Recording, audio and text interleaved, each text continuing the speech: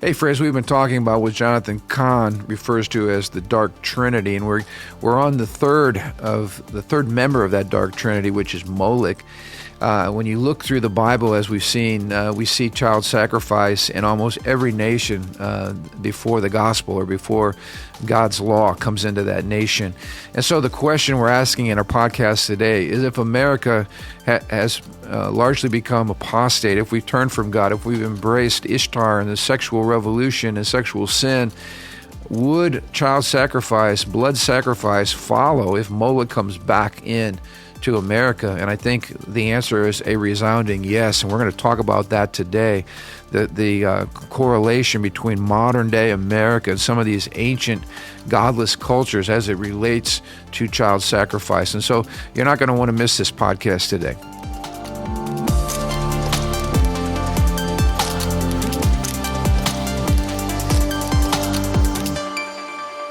Hey, welcome to the Ron Johnson Discipleship Podcast. Here we are once again connecting the dots between what's happening in our world and the truth of a biblical worldview. And again, just been excited about the series that we're in. For me, it's helping to provide some context into the mess that we're seeing right now in America and how we got here. Of course, if you're listening in for the first time, we are in Jonathan Cahn's book, The Return of the Gods. Strongly encourage you to pick up your own copy, follow along with us. Andrew and I are providing our commentary each week along with his insightful writings. And we've been talking about what he calls a holy trinity, or it's actually a dark trinity, not a holy trinity, a dark trinity, a very unholy dark trinity. And Andrew, bring us up to speed. We talked about Baal. Yeah, we talk about Baal, which is the god or the demonic force, the god, little g god, yes. Demonic force of prosperity, of reign, fertility, of power, money, greed. Yep, yeah. The God who likes to erase the lines, right? A God of apostasy who causes nations and people to turn their backs on truth and on the Lord. For money, success, prosperity, and then talk about the second one, because when you live in a nation like America where we've enjoyed unfettered prosperity for most of our existence due to our Judeo-Christian roots, when you get kind of fat and sassy and you have a lot of extra money, sometimes you live a loose life, and that kind of leads us to the second principality. Yeah, from prosperity comes indulgent in the flesh, indulgent in pleasure, in lust, and that's where the second demonic force, Ishtar, comes in, and where she presented as a kind of a feminine voice, feminine demonic voice, is to lure us into sexual seduction, sexual perversion, transformational of gender identity. Yep, we'll get into that. That's fascinating. We'll get into that in the next couple of podcasts. Yeah. But I wanted to see how these go hand in glove, and that leads us really to the third member of this dark trinity, which is Molech.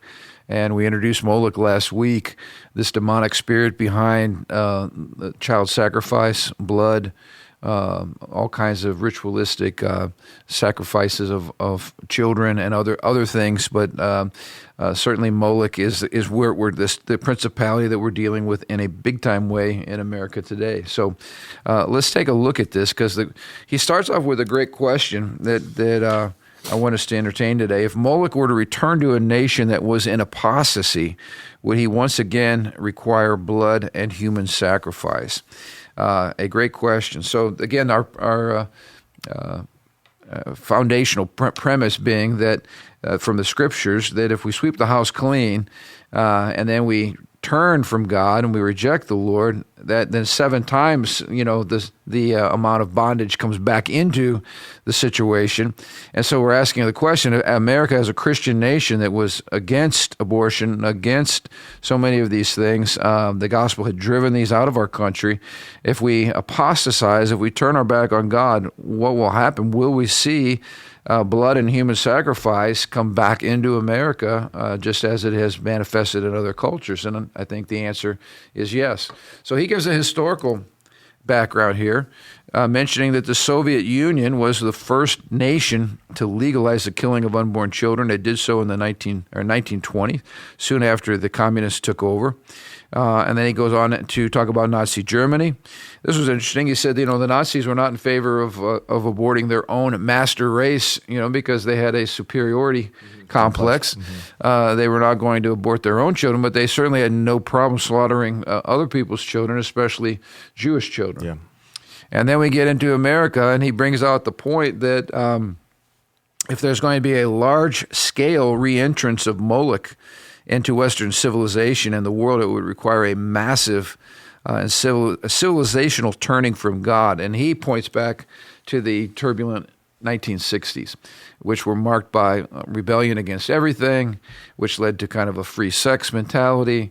And, again, that was and I talked to my mom about this, because she was obviously born pre-1960, and she was a teenager growing up in the 1950s or early 20s or whatever. So she was just saying that times were so much different from when the 60s hit, and of course now, much more carefree, much more pure, and just radical shift happened in our nation during the 60s that really poisoned our culture and led to a lot of the messes that we're experiencing today. So Kahn nails the 60s as at the time when America really began to reject our biblical foundations. And prior to that time, he points out the taking of human life, because it was made in the image of God, would have been absolutely unthinkable. So let's connect the dots. He says that these gods work in tandem, hand in glove, and let's isolate that a little bit and help our listeners understand. First of all, he talks about moving from Baal to Molech, the god of apostasy. You cannot be involved in the murder of your children or embracing abortion if in some way you have not completely rejected the God of the Bible and allowed allowed Baal to erase the lines between right and wrong. So this would have been unthinkable prior to a massive rebellion against God and His Word and His principles. So Baal has to come along first of all and say, did God really say that? And turn everything upside down.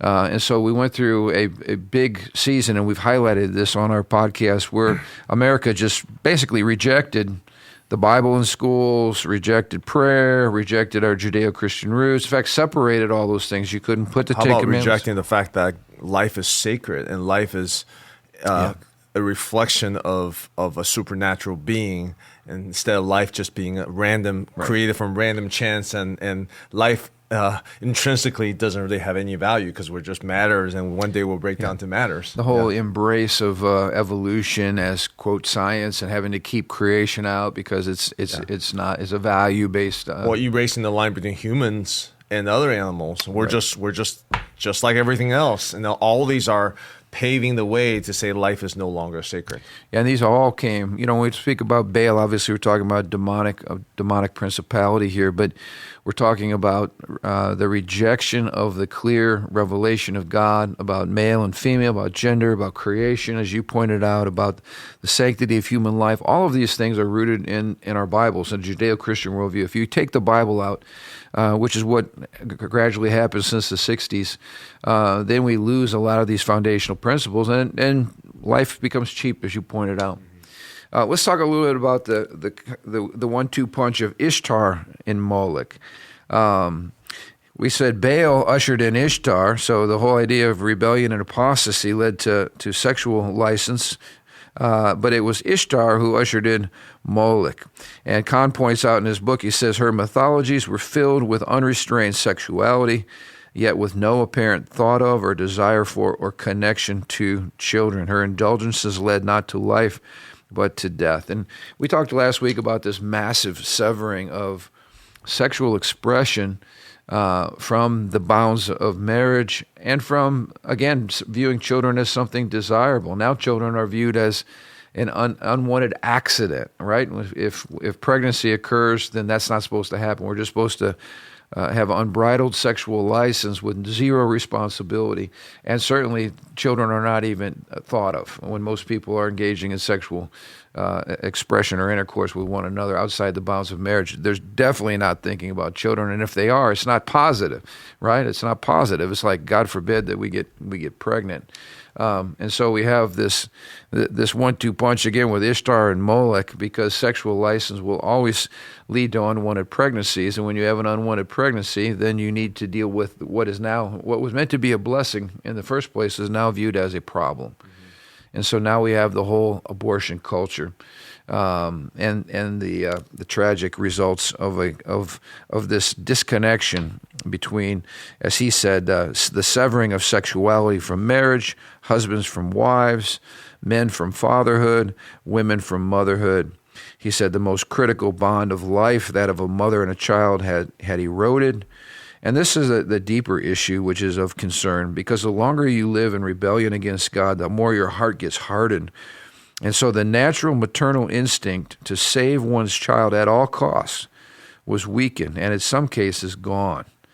And he adds, and so as in ancient times, little children were now brought by their own mothers to the altars of Molech.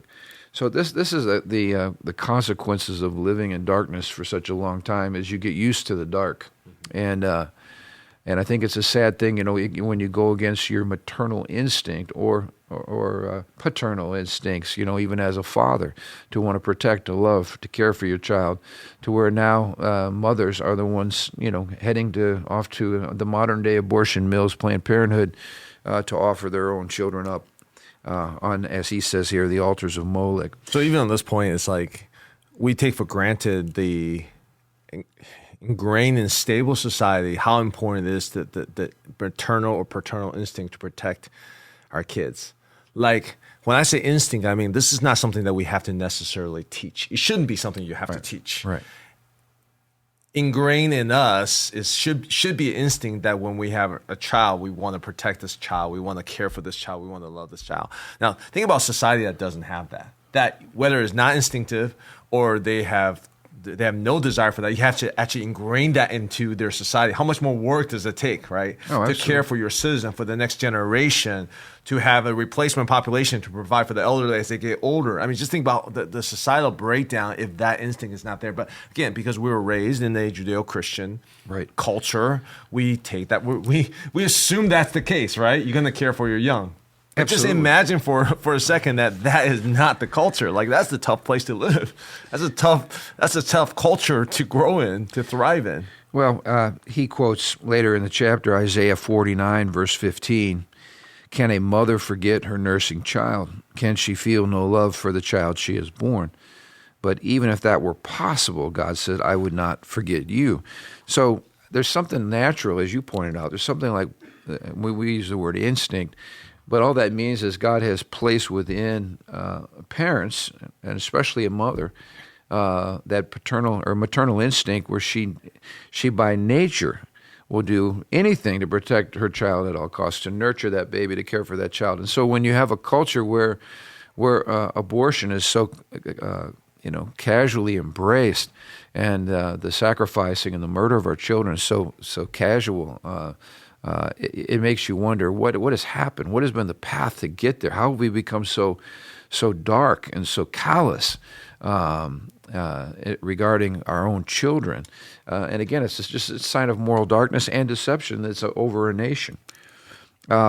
He talks about here the gifts of Ishtar. He said, children produced by sexual acts in the temples or by Ishtar's prostitutes on the streets provided sacrifices for the gods. So, when you had sexual acts as part of your worship, there's going to be the unintended consequences that come with that, namely children. And so the good question to ask is, well, what happened to these temple prostitutes who were impregnated? What happened to those children? And what he reveals is this horrific practice of taking those babies and using those babies as sacrifices, as blood sacrifices to the gods. And so he compares that with modern times. He says, as the sexual revolution bore its fruit, more and more children were conceived outside of marriage, and more were likely to be unwanted. And so their lives would provide the modern-day sacrifices of Molech. And he says America is now offering up its own children as sacrifices. And so we just pause here. The data is staggering. We've, since Roe v. Wade, over 65 million babies aborted. I saw that we broke that down to 1 year. So this was for the year 2020, I believe, based on the number of abortions performed. If you broke it down, you'd have 2,500 abortions a day, 106 abortions per hour, which breaks down to one abortion every 34 seconds in America. I mean, that's really staggering. I mean, if you just sit here and think, watch the time click off and think, wow, every 34 seconds, another life gone. That's how commonplace this practice has become in America. He says it's one more step in the repaganization, one more piece of the ancient pagan world returning to the modern. The civilization that had in ancient times cast out the spirits was now repossessed by them, and America, the shining city on a hill, had now become a blood-soaked high place of Molech. What a powerful statement. Starting off as a nation dedicated to the spreading of the gospel and the glory of God and being a city on a hill, and now we're at least one of the leaders globally in abortion. And again, how did this happen? I think Kahn gives a great explanation for all of this. He says, what was it that could cause a mother of ancient times to lift the child of her womb to Molech? So let's talk about this, because we find this happening in the language, especially in Hollywood, when people try to explain why abortion is okay. They often talk about success. So what's the connection between Molech and success? Why would people, and what would make a woman or a father or mother offer a living child as a sacrifice to Molech? Yeah, I mean, I think you mentioned the story last podcast in which it was in Chile, in which this tribe offer a young child sacrifice to appease the so-called sea god because of the earthquake they had or whatnot. Right. It was a real documented story. Because in these sacrifices, there is power to bring safety, prosperity, success, financial success, whatever it is. Yeah. That become a very real thing. Yeah. So that culturally was people sacrificed their child for blessings. Let's talk about this. So the demonic world does have the power to bless and to curse at some level, not at the level that God, the authority that God has. But I remember a pastor from Africa saying that very, very wealthy businessmen or businessmen who wanted to be wealthy would go see the witch doctor, and they would crawl in on their hands and knees in three-piece suits because it was disrespectful to be on the same level as that witch doctor, or to be eye-to-eye contact. So they would crawl in like animals, and they would often offer blood sacrifices or some type of sacrifice for the supernatural blessing of that witch doctor or of that principality on their business. But what this pastor told us was that there would be a level of prosperity that they would experience, but this was interesting. It was one generation. It was never able to pass down to their children. In other words, something would always happen to cause tragedy or to cause massive financial disaster. It was never able to pass that next generation, whereas the blessings of God are just the opposite. They go on from generation to generation. So I think the point is, when we look at these blood sacrifices and so forth, almost like some backwards, silly thing that doesn't really have any validity. It's just not true. It does have validity. There is demonic power. And so these people would offer their children because they wanted financial blessing. They wanted the crops, the rains to come at the proper times. They wanted success. They wanted prosperity. And to offer one of your children to get that was, for many people, a price they were willing to pay.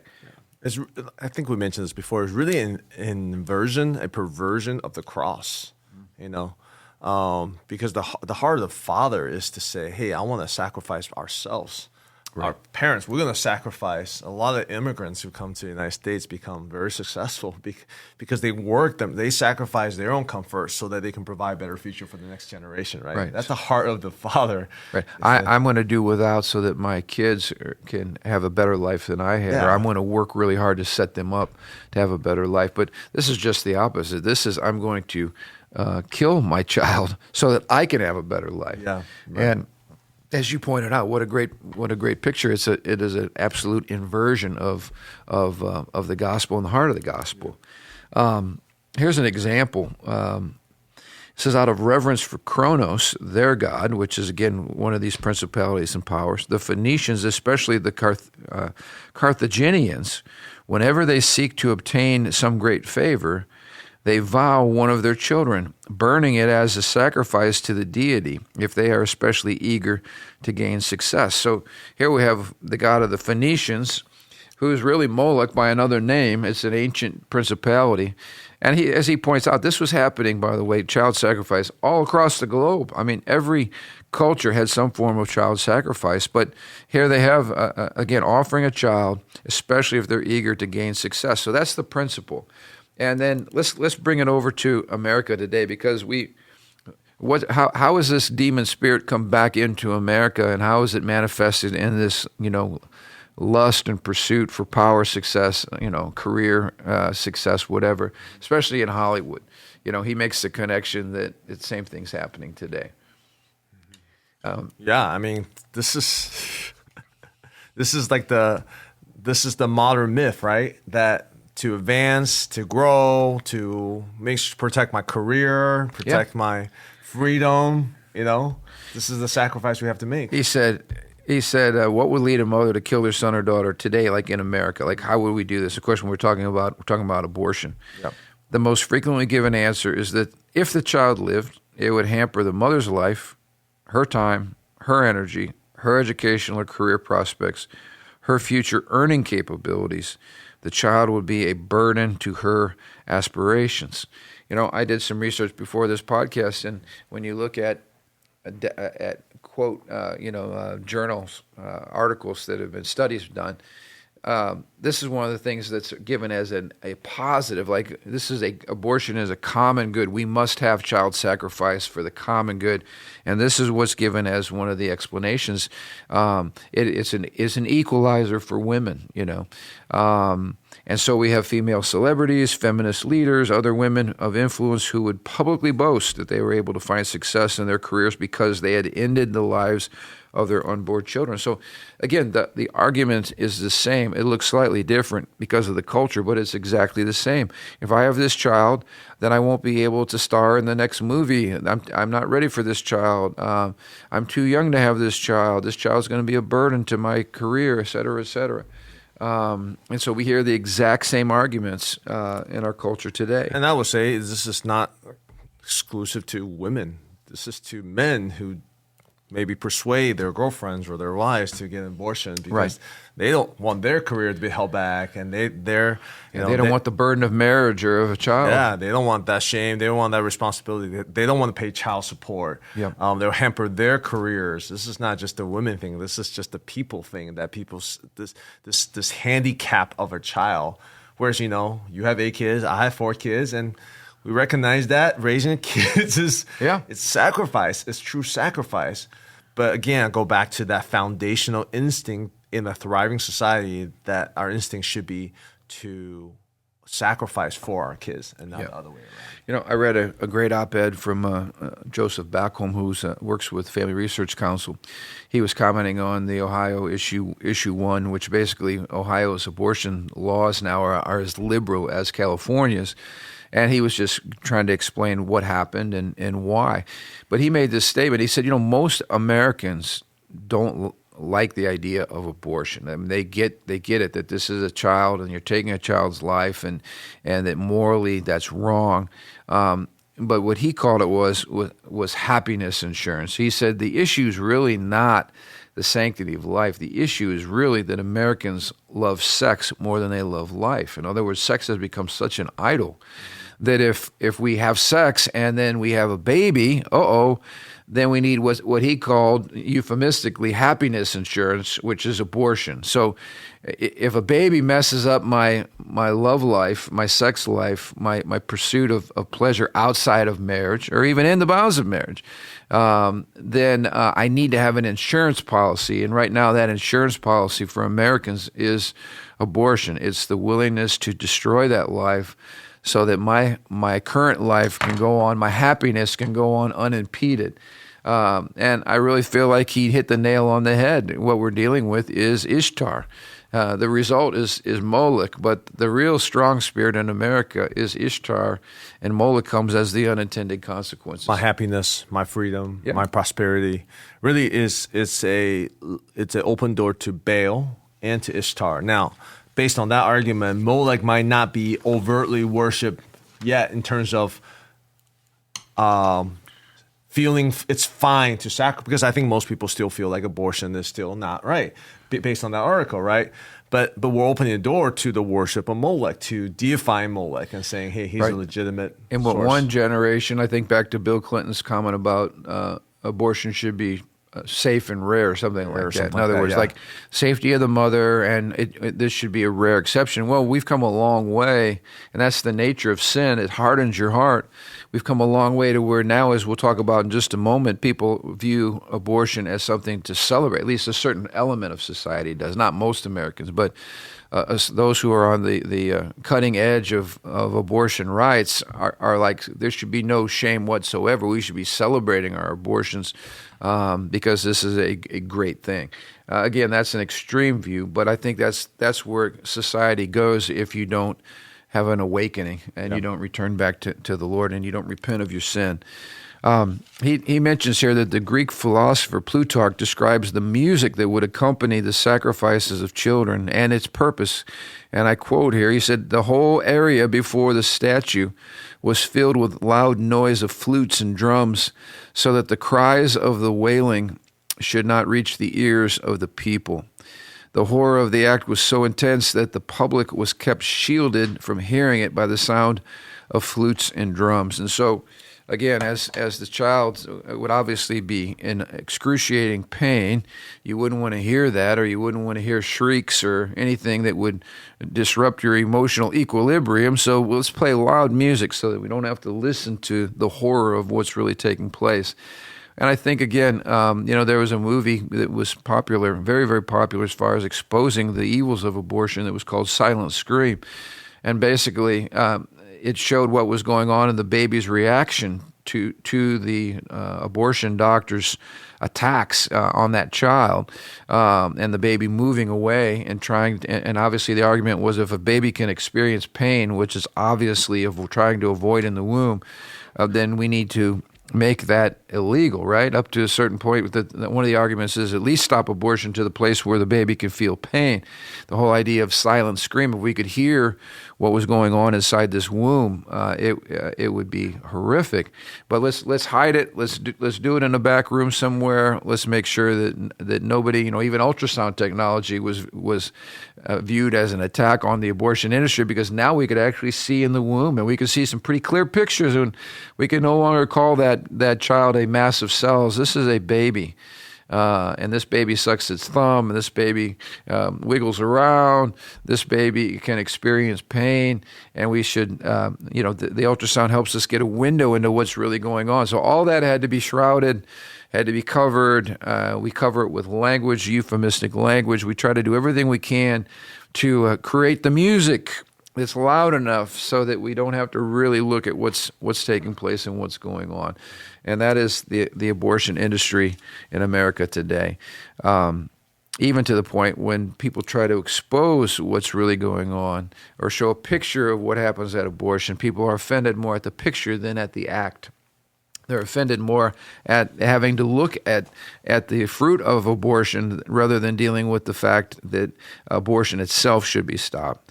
And let's talk a little bit about this. He has a section in the book called The Racist God. And he mentions that the rich, so if I'm rich and you're poor, I don't want to offer my own children as a sacrifice. I'll just go to you and I'll pay you to take one of your kids, and if you're poor, and I'll offer that child as my sacrifice to the gods so that it's not of any personal inconvenience to me. What's the connection here between racism, I guess, between unequal socioeconomic situations, exploiting the poor by the rich, and how abortion is doing the same thing today? Yeah, I mean, even that mindset is basically saying the sacrifice of children is disproportionately focused on those with less money. Right. With those who are poor. And so you go to our urban areas, in some areas, particularly in Black America, we have more children in some of the urban areas that are being aborted than live births. Mm-hmm. And that was Margaret Sanger's intention. She, of course, was the ultimate racist. She wanted to plant abortion clinics, Planned Parenthood clinics in urban areas to particularly focus on people of color, with the goal of exterminating what she called social weeds. I mean, these were people that needed to be wiped out. So, Planned Parenthood was really on the front end of the genocide, movement in America, their goal being to exterminate poor urban people of color, whether Black or brown. So this is still happening today, where we have a disproportionate number of those in our inner cities who are choosing abortion as an option. So again, it's interesting how what happened in the past is happening once again. Abortion was weighted against the children of poor and minorities. The children of a poor family, particularly of a Black family, was far more likely to be killed by abortion than a child who was not Black or poor. And there were now American cities where more Black children were killed through abortion than were actually born. So that's a tragedy that, again, is replaying in America. Let's talk a bit about what he calls the cannibal culture. He said in the pagan world, it was believed that child sacrifice resulted in benefits, not only for the individual who offered the sacrifice, but for the entire society. And so the practice of child sacrifice was likewise hailed for its beneficial effect on, quote, the public good. The killing of babies was said to benefit society, not only in freeing women to pursue careers, but for holding the promise of breakthroughs in medicine and in health. And so to further enhance the public good and to increase their profit margin, the abortion industry engaged in the sale of body parts harvested from the murdered children. So this, again, it amazed me. Remember when the undercover videos were being released, Planned Parenthood executives were caught red-handed for talking about the sale of body parts from aborted babies. And then when that video was made public, our current Vice President, Kamala Harris, in California, in her role, attacked that gentleman who created those videos, exposed that truth, and actually attacked him for exposing it instead of, again, recognizing this horrific evil that was taking place. I mean, we're talking about stuff that's on the level of like Nazi Germany stuff. I mean, this is disgusting. Who in the world could stomach the thought of taking aborted babies, harvesting their body parts and selling them on the black market, so to speak? And it was all justified because, well, we need these body parts to do experiments so that we can help cure, disease or whatever. But I mean, you talk about a dark, hideous, wicked, evil abomination, to use God's word. And this was fully exposed, and yet nobody was ever held accountable, to my knowledge, for any of that atrocity. Except the makers of video, God. Yeah, who is Major League of Troubles. Yeah, and being sued and having to, the whole goal being to just bankrupt him and destroy his livelihood. But this just shows you what a dark place we are in as Americans, that this would even be tolerated. Something as sick as that. And again, if there's any justification, it's for the common good, which goes right back, again, I guess the thing that's eye-opening for me is these same arguments have been floating around for millennia. There's nothing new about human beings or fallen human nature. I guess it just gets recycled. And so now we are literally, as he says, cannibalizing our children all on the altars of Molech here. Yeah, and even the thought of like, hey, you know what, these kids, if they were born, they're not properly provided for. It's going to weigh on the society. Yeah. So again, the argument is used for the betterment of society. So we have less kids who are on governmental assistance. Right. Like there's all kind of framing of data to kind of rationalize the argument, except for the super important factor of culture, of what is our culture, what message are we sending, what are we saying about life, because the interaction between each other on the civil basis is based on the concept of life. I might not like you, but I'm going to treat you with respect because because I respect life. Right. And so even if I disagree with you politically or whatever, there's still a mutual sense of you're a human being created in God's image. When that goes out, I mean, now you're talking about lawlessness, violence. If you're willing to do that with to a baby, an innocent child, then why would I not do that to a grown adult? Or we see a lot of these elderly being taken advantage of now, and all kinds of things. So it's just that slippery slope that leads you into just complete and utter violence. Increased crime, increased corruption, just societal harms originating from this cultural move. But you can rationalize it and say, well, economic will help us and whatever. But where are all the cultural shifts, this cultural messaging you are sending by enacting these policies? It's not the common good. It's the common destruction. I mean, it literally leads us into a common depravity in our culture that's really sad. Let's end with this last point because I think it's really powerful. This was called Molech's priest. He said the Greek philosopher Plato wrote of how the Carthaginian culture viewed child sacrifice. Quote, with us, for instance, human sacrifice is not legal, but unholy, whereas the Carthaginians perform it as a thing that they account as holy and legal. So Plato's saying in his culture, it was viewed as unholy, but the Carthaginians viewed child sacrifice as something holy and legal.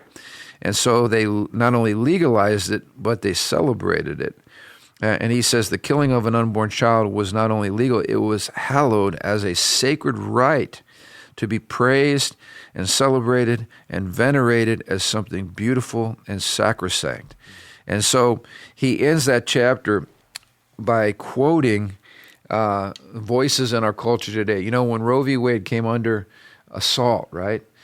The stuff that they were saying, the arguments, the passion behind the arguments, the way they were framing the arguments, trying to defend Roe, was crazy for those of us who embrace Christ. So he says, here's some direct quotes. Our culture needs new rituals as well as new laws to restore abortion to its sacred dimension. Now we're talking about the murder of babies as something sacred. Abortion is a major blessing and a sacrament in the hands of women. So again, for those who claim separation of church and state, they're now invoking the language of church to support a hideous practice of child sacrifice. It's not immoral to choose abortion. It's simply another kind of morality, a pagan one. Now, that's an accurate statement because we are going backwards to paganism. We're not moving forward. We're going back to really dark, sick practices that the gospel liberated the planet from to begin with. And so that actually is a true statement. It's simply a different kind of morality, a pagan one. It's a demonic kind of morality. Abortion is a sacrifice. Abortion is a sacred act. And so this is where we're at today. When you think about temple prostitutes or folks that would engage in sex in the name of worship, we have come full circle. Sex today is a sacred sacrament. It is a different form of morality. It is a neo-pagan morality, and we have those today that are looking you straight in the face without blinking, as if this is a great thing. We should celebrate this, and we need to protect this. And that's what our current president has vowed to do.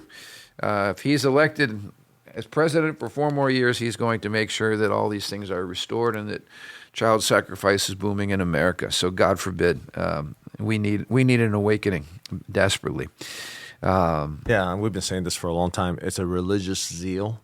Having grew up in the church environment my whole life, I can tell when someone is just becomes religious about something. Yep. It's no longer about really like trying to find out what is right or being objective or open to your blind spots. You use a religious zeal to justify whatever you do. And again, you look at our culture today, I mean, we're full of religious zeal all over. The religious zeal, that's why people can have blatant hypocrisy and be covered up by others. Why? Because they're part of the same religion. Yep. Their loyalty is to the religion and not to the truth. So we've been saying this I've been saying this for decades now, that it's a religion, new religions coming out, and under the guise of atheism or rational or scientific. But I think more and more now is like they're showing their true colors. There's a religious zeal. It's just a different religion. It's easier to replace Christianity by saying, hey, you're archaic. We're moving to the realm of science. It's really hard to replace Christianity by saying we're going to be more pagan. But they started out with science and rationality and all that stuff. But now more and more they're like, actually, we're being pagan and we're not afraid to hide it now. So yeah, and of course they might not use the word pagan because they're progressives, right? They're enlightened, more sophisticated. But it is paganism. It is a worship of sexual pleasure in this situation, a rewriting of the laws. We talk about moral relativism. Who are you to impose your beliefs? Blah blah blah blah blah. And yet, what we're seeing with the Christian worldview is that as soon as you're accusing me of shoving my views down your throat, you're actually doing the same thing back to me. You cannot avoid truth. The issue of truth is huge, and you have to land on what is truth and what's the source of truth. And if you throw God out, this is the kind of demonic hell that you end up living in. So it doesn't surprise me that we've seen really an increase in lawlessness, murders, violence, disrespect for elders, disrespect for lawlessness and corruption in government. Any form of authority. Yeah. It's just gonna get worse until we experience a return. And so I'll close with this. I was sharing with you guys before this podcast. I was talking with my son, and I was talking about how when the demon spirits come back, they come back with 7 other friends. It's 7 times worse. And he said something that was really, really powerful. He said, "So, Dad, what you're saying is we need a revival that's 7 times stronger than we've ever seen." And it just hit me. That's exactly what we need.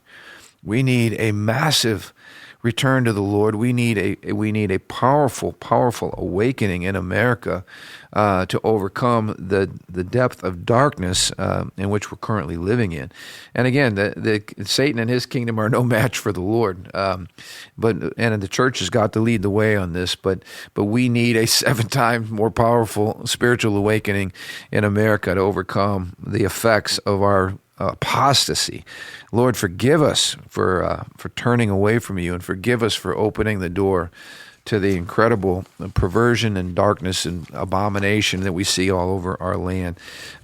So church, this is not a moment for depression and gloom. This is a time to press in, to stand for truth, to lead the way, and to cry out for a move of God, which is what the Lord expects us to do, and to speak the truth wherever we go. So thank you for tuning in. We'll look forward to getting back into this next week.